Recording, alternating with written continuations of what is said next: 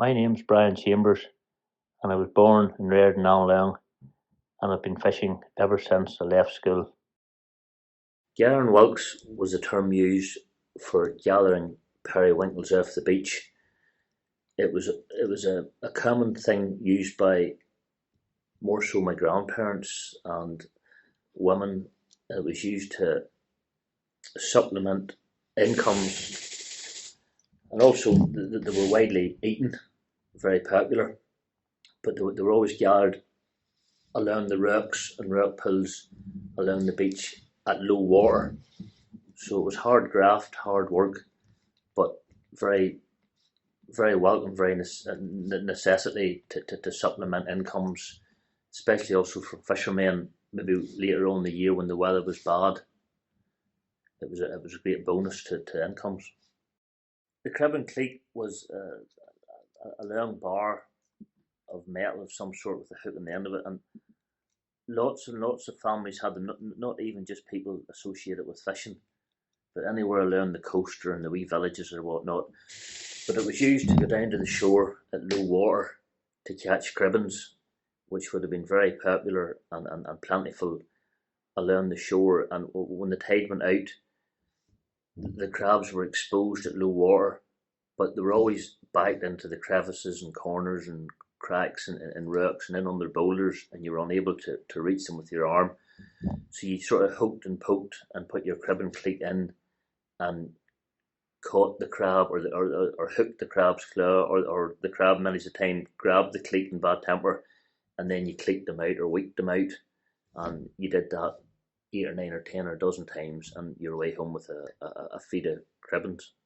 The lady's burn is a traditional marker used by fishermen, which was easily seen from out at sea. The lady's burn was used as a marker from further off at shore, because you could use it to determine where your pots were by drawing a line with it and maybe wee binion, and then another cross-reference line from the Slieve Donard to the Black Mountain behind it. It was very visible from out at sea, and it lies very close to Sherby Bay, which is just down the coast a wee bit from it, a small sheltered bay, which was reportedly used for smuggling or in the earlier years. Silt Island would be another common landmark or feature used by smaller creel boats when they're laying their pots. It's practically halfway between Annaleong and Ballymartin, and as the tide ebbs and goes out, a small number of rocks and boulders become dried out at sea, and it's used regularly by seals to sunbathe and dry out in the sun in safety. Hence it acquired the name Silk Island. The hernhog was traditionally a term used for a whale, possibly a pilot whale, which always arrived on the shores at the same time as the shoals of herring.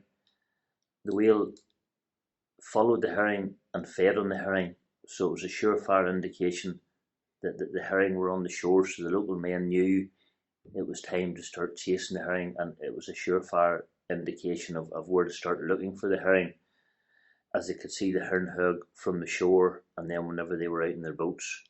And I say it was one of the very first, earliest fish finder indicators of where the fish were. There's a lot of boats come from Scotland. We traditionally bought a lot of boats from Scotland, and I think that's maybe Scotland was always a wee bit further advanced than us with fishing. So they had bigger and better boats before we had. So we were sort of getting there off chance. They were ahead of their time as such, or whether the fishing waters were more prosperous and they made more money, and I don't know, but definitely a great tradition of Scottish boats coming. And it went both ways, but predominantly we got that way, Live was the familiar word used to describe a pollock. Hern was the traditional word used to describe herring.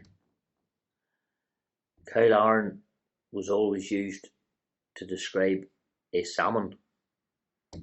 Dab or fluke was the word used for a small flatfish.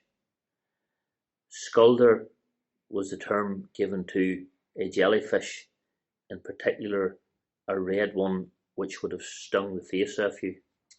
Silk is the term used for a seal. A hernhug is a pilot whale that followed the shoals of herring. A cribbin is an edible brown crab. A parton is a small, inedible crab found along the shore in the rock pools. Wallachs are small periwinkles or whelks. Herncran is the local term given to a crane. Gant is the name widely used for a gannet. You'd have heard the fish buyers called hawkers very regularly. They'd maybe bought fish and then put it in a van away down to Belfast and hawked it around the streets of Belfast. And hawkers, definitely. The word doors is very popular, very commonly used for the two trawl boards or trawl doors, which are used to spread a trawl net open when it's fishing. Bank would be very popular and widely used whenever a trawl net goes out foul, or if your lobster pots go out foul, in that they're all tangled up, hence the word fanked up, tangled up.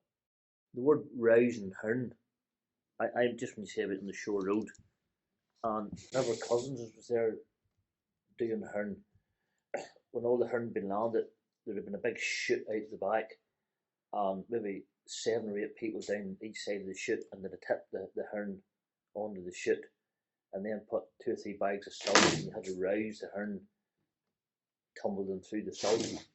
Sometimes later in the summer, whenever prawns begin to get a bit smaller, the fishermen would refer to them as a lift of gillicks or a lot of gillicks, which would refer back to earwigs or small insects.